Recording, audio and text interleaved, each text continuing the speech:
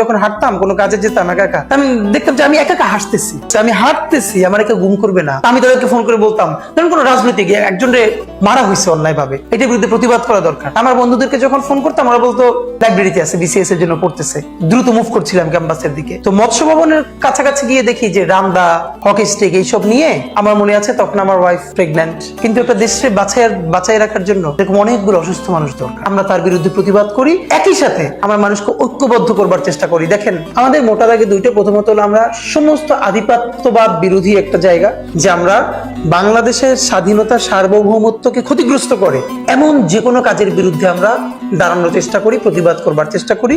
আর পরবর্তী স্টেজটা হলো আমরা একটা ইনসাফের বাংলাদেশ চাই। সেই ইনসাফের বাংলাদেশ তৈরি করবার ক্ষেত্রে যেগুলো প্রতিবন্ধকতা আমাদের সাথে যতদূর কুলায় আমরা তার বিরুদ্ধে প্রতিবাদ করি, একই সাথে আমরা মানুষকে ঐক্যবদ্ধ করবার চেষ্টা করি। দেখেন আমরা কিন্তু বিএনপি, জামাত ইসলামী, এনসিপি আরো যারা যারা বলেন, আমরা প্রত্যেকের মধ্যে যখনই যে কোনো ঝগড়াঝাটি হয়েছে আমাদের এন্ড থেকে চেষ্টা করেছি তাদেরকে একটা জায়গায় একটু বসানোর, একটা জায়গায় চা খাওয়ানোর, এবং এখন পর্যন্ত সেই চেষ্টাটা আমরা করছি। চলো, এই জুলাই গণ অভ্যুত্থানের যে প্রথম ফেজ, যখন কোটা নিয়ে আন্দোলন চলে তখন আমি যাইনি। এটা আমি অনেকগুলো শোতে লম্বা সময় ধরে বলেছি, আমি ভীষণ একটা অভিমান নিয়ে যাইনি। কারণ 18 কোটা আন্দোলনে 1 বছর আগে আমি ক্যাম্পাস থেকে বের হয়ে গেছি পড়াশোনা শেষ করে ঢাকা বিশ্ববিদ্যালয় থেকে। কিন্তু 18 আন্দোলনে তো আমরা সবাই ছিলাম, গিয়ে আন্দোলন করেছি। এই 18 পরে এবার যে 24-এ, দেখেন 24-এ দুটো ঘটনা কিন্তু ঘটলো। একটা হলো 24-এ গণ অভ্যুত্থান, কিন্তু এই 24-এই কিন্তু চূড়ান্ত ভাবে সব থেকে খারাপ নির্বাচনের আমিডামি ইলেকশন দিয়ে আওয়ামী লীগ আবার টিকে গেল। আমার মধ্যে প্রচন্ড কষ্ট ছিল, এবং আমি ফাইনালি যখন 24-এ নির্বাচনটা হয়ে গেল, আমি এবং আমার এক বন্ধু, ও আমার ইউনিভার্সিটির, ও একটা ইউনিভার্সিটিতে পড়ায়, আমরা দুজন মিলে সর্বশেষ হতাশায় নিমজ্জিত হয়ে যে আমরা বাইরে যাব পড়াশোনা করতে, আমরা প্রিপেয়ার্ড হচ্ছিলাম। মনে আছে যে কারণে আমরা মনে করেছিলাম যে 24-এও যদি দেশটা একটু ঘুরে দাঁড়ায়, আমরা দেশ ছেড়ে তো যেতে চাচ্ছিলাম না। তো অলমোস্ট আমরা অনেক কাজে গিয়েছিলাম। যখন কোটা বিরোধী আন্দোলন চলে তখন এই অভিমানে যাই নাই, কারণ যারা এবারও নেতৃত্বে ছিল এরা তো আমাদের ভাই বন্ধু, আমার অনেক ছোট ভাই। যে এই যে ঢাকা বিশ্ববিদ্যালয়ের আমার বন্ধুরা, আমার ভাইয়েরা আজকে যেভাবে এত সবাই মিলে নেমে আসতে পারলো, কেন? কারণ এটা তার পেটের সাথে সংযুক্ত, তার চাকরি। আচ্ছা, 24-এ যখন এইরকম একটা বাজি নির্বাচন হয়ে যাচ্ছে, যেই নির্বাচনটা শুধু নির্বাচন না, এদেশের সমস্ত ফ্যাসিবাদ কায়েমের গোড়াটা হলো এদেশের ভোটকে তুলে দেওয়া হয়েছে, নির্বাচন ব্যবস্থাকে ধ্বংস করে দেওয়া হয়েছে। আমাদের এখানে ন্যূনতম নির্বাচন থাকলেও, ভোটাধিকার থাকলেও এরকম একক ফ্যাসিবাদ কিন্তু সে তৈরি করতে পারতো না। তো আমার কষ্টটা হলো যে এই যে আমার ঢাকা বিশ্ববিদ্যালয়ের ভাইয়েরা, বন্ধুরা 24-এর নির্বাচনের 2 দিন আগে যদি এরকম সবাই একদিন মিলে নামতো, তাহলে কোনোদিন এরকম একটা নির্বাচন হতে পারতো না। কারণ ঢাকা বিশ্ববিদ্যালয় জেগে উঠলে দেশ জেগে ওঠে। এর মধ্যে আমার অনেক ভাই বন্ধু আছে যারা আমার বারবার ফোন করতো।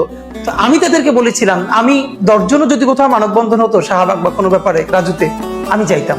তো আমি তাদেরকে ফোন করে বলতাম, ধরুন কোনো রাজনৈতিক একজনের মারা হয়েছে অন্যায় ভাবে, এটার বিরুদ্ধে প্রতিবাদ করা দরকার। আমার বন্ধুদেরকে যখন ফোন করতাম ওরা বলতো লাইব্রেরিতে আছে, বিসিএস এর জন্য পড়তেছে। মানে ওদের এটা হলো যে না, ক্যারিয়ারে যেতাম, এর মধ্যে লাইফের কিছু দরকার নাই। তোরা কেউ আসতো না, আমি একা একা যেতাম। তো এবার ওরা আমাকে যখন ফোন করে বলো তুমি আসো না কেন, তখন আমি বলি অদ্ভুত, যখন একটা মানুষ মরে যাচ্ছে, সেন্ট্রাল লাইব্রেরি থেকে রাজু ভাস্কর্যে আসতে লাগে 1 মিনিট, ফোন করছি আসো নাই, ফোন ধরো নাই। আর এখন তোমার নিজের পেটের সাথে কানেক্টেড, এখন তুমি নিজে আসো, এখন আর লাইব্রেরিতে যাও না। এইটা আমার কাছে খুবই সেলফিশ একটা ব্যাপার মনে হয়েছে। কিন্তু যেই দিনই ঢাকা বিশ্ববিদ্যালয়ে গুন্ডা লীগের সন্ত্রাসীরা আমার বোনদের উপরে, ভাইদের উপরে বাহির থেকে গিয়ে আক্রমণ করলো, সেদিনই আমরা চূড়ান্তভাবে বুঝে গেছি এইটা এখন আর শুধু কোটা বিরোধী আন্দোলনের মধ্যে নাই, এটা জালেমার মাজলুমের বিরুদ্ধে লড়াই। সুতরাং এটা এখন আমাদের সবার লড়াই। এবং তার সেই দিন থেকে, এবং আজকে আমার খুব মনে পড়ে যেদিন রাত্রিরে তুমি কে আমি কে রাজাকার রাজাকার বলে আমার ভাই বোনেরা বের হয়ে আসলো, তো তখন রাত্রিরে আমি আর আমাদের ইনকিলাব মঞ্চের সেক্রেটারি জাবের, আমরা সম্ভবত গুলশানের দিকে ছিলাম, আমরা দ্রুত মুভ করছিলাম ক্যাম্পাসের দিকে। তো মৎস্য ভবনের কাছাকাছি গিয়ে দেখি যে রামদা, হকি স্টিক এইসব নিয়ে আওয়ামী লীগ ট্রাক নিয়ে, বাইক নিয়ে দাঁড়াচ্ছে। তো ওখান থেকে ঢুকতে পারবো না, আমরা চেষ্টা করলাম হাইকোর্টের দিক থেকে, একই অবস্থা।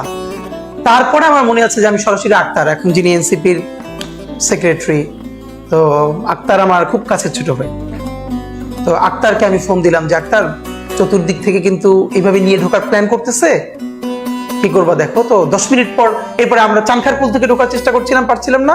তো আবার আমাকে ফোন করে বললো ভাই আমরা ক্লোজ করে দিচ্ছি। এর পরের দিন থেকে তো একদম শেষ পর্যন্ত আন্দোলনে থাকা, এবং বিশেষ করে রামপুরে যেহেতু রণক্ষেত্র ছিল, আমার বাসা রামপুরে হওয়ার সুবিধার্থে এই আন্দোলনের পুরোটা মুহূর্তে থাকতে পারাটা তো আমার জন্য অত্যন্ত আনন্দের। এবং আমার জন্য যেটা এই স্মৃতিগুলো আমরা বলিও না বারবার, যে অনেকে জিজ্ঞেস করেছে যে কোন জিনিসটা আপনাকে চূড়ান্ত ভাবে মুভ করতে সাহায্য করলো। এটা আমার মনে আছে যে রামপুরায় আমরা যেদিন মিছিল দিচ্ছিলাম, আমি স্লোগান দিচ্ছিলাম, আমার এক পাশে 4-5 হাত দূরে এক ভাই হবে, একটা ছেলে, তার মাস্ক পরা ছিল, হাতে একটা লাঠি ছিল। তো মুহূর্তের মধ্যে সেটা স্নাইপার থেকে হবে অথবা কোনো বিল্ডিং থেকে হবে, দেখি এসে তার মাথায় বুলেটটা ঢুকে এমন হয়েছে যে এগুলো বলাও বারবার খুব মুশকিল। মুহূর্তের মধ্যে সে লুটে পড়লো রাস্তার মধ্যে, সারা মাথা থেকে রক্ত বেয়ে রাস্তা ড্রেনের দিকে চলে যাচ্ছে। 1 সেকেন্ডের মনে হয় ব্যাপার। তো কিছু সময় থাকে না মানুষ যে হতভম্ব হয়ে যায় যে আমি এখন তার কাছে যাব না পিছনে সরে যাব, মানে কোনো ডিসিশন নিতে পারছি না, কারণ আমি স্লোগান দিচ্ছিলাম। তখন আশপাশ থেকে কয়েকজন এসে আমাকে টেনে ওদিক নিয়ে গেল। তো এরপর মনে হলো যে আমার এই ভাই, সে তো আমার একদম পাশে ছিল, এই বুলেটটা তো তার মাথায় না লেগে আমার মাথায় লাগতে পারতো বা অন্য কারো। এবং দেখেন এই যে এত শহীদ হলো, শহীদ হওয়ার সে 1 মিনিট আগেও কি জানতো যে সে এখন শহীদ হবে? মানুষ যদি জানতো তাহলে তো একটু বাবা মার কাছে অন্যরকম দোয়া নিয়ে আসতো। এই যে আমার ভাই আমার পাশে শহীদ হয়ে গেল আর আমার গায়ে বুলেট লাগলো না, তাহলে আমার কি নৈতিক কোনো দায় নাই এই শহীদের রক্তের প্রতিশোধের জন্য চূড়ান্তভাবে দাঁড়ানো? এবং আমার মনে আছে তখন আমার ওয়াইফ প্রেগন্যান্ট, তার খুবই কমপ্লেক্স ডিজিজ যাচ্ছিল। আমার নিজের বাড়ি এবং শ্বশুর বাড়ির কেউ জানে না যে তখন আমি বাসা থাকি না, কারণ স্থানীয় আওয়ামী লীগ আমার বাসাটাকে লোকেট করে ফেলেছে। এবং এই জন্য শেষের 10 দিন আমার ওয়াইফ বাসায় রাতে একা থাকতো, আর আমি অন্য একটা বাসায় থাকতাম। এবং যখন ইন্টারনেটটা ছিল না, আমি লাকিলি খুব এই জায়গাটা ইনপুট দিতে পারাটা আমার জন্য অনেক আনন্দের ছিল। আমি বিভিন্ন অ্যাক্টিভিজমের কারণে ইউএস, কানাডা, অস্ট্রেলিয়া পিএইচডি করে এরকম অনেক বড় ভাই আমার ছিল, আবার যারা আমার কবিতার কারণে আমাকে পছন্দ করতেন, ভালোবাসতেন। তো আমি যে বাসায় থাকতাম ওখানে ল্যান্ড ফোনে সারা রাত তাদেরকে ব্রিফ করতাম যে কোথায় কি হচ্ছে দেখে দেখে দেখে দেখে, কারণ তারা তো ডিসকানেক্টেড। এবং তারা যেহেতু ওখানে আবার প্রচন্ড আন্দোলন গড়ে তুলছে, আপনি প্রত্যেকটা দেশে জানেন, ইউএসএ, কানাডা, অস্ট্রেলিয়া, প্রত্যেকটা জায়গায়। তো তাদের জন্য খুব সুবিধা হতো তথ্যগুলো নিয়ে বলবার ক্ষেত্রে আন্তর্জাতিক কমিউনিটিকে। এইরকমই তো, এরকম হয়ে হয়ে মানে আমরা এখনো ভাবি, আমার মনে আছে গণ অভ্যুত্থানের 3 থেকে 4 মাস পরও প্রতিদিন ঘুম থেকে উঠে মানে আমি কোনোদিন বিশ্বাস করতে পারতাম না যে হাসিনা নাই এবং ওই সময়টা নাই। এবং উঠে প্রতিদিন অনেকক্ষণ পর মানে ইনস্টল করতে হতো, ও হাসিনা নাই, মানে আমরা মুক্ত হয়ে গেছি। এবং আমার মনে আছে আমি রাস্তা ওইরকম ওই সময় যখন হাঁটতাম, কোনো কাজে যেতাম একা একা, আমি দেখতাম যে আমি একা একা হাসতেছি। মানে কিছু সময় আসলে আপনি পাগলের মতো আচরণ করবেন, মানে এই আমার প্রথম মনে হচ্ছে আমি হাঁটতেছি, আমার একে গুম করবে না আমার কোনো কিছুর কারণে।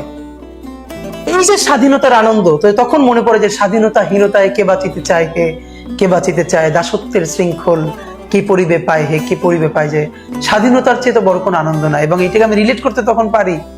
দেখেন আজকে আমাদের দেশের মানুষ এই নিয়ে কথা বলে, সেই নিয়ে যে এই সবজির দাম বাড়লো কেন, এইটা সেইটা, এটা তো অবশ্যই আমাদের জীবনের কনসার্ন, এগুলো কষ্ট।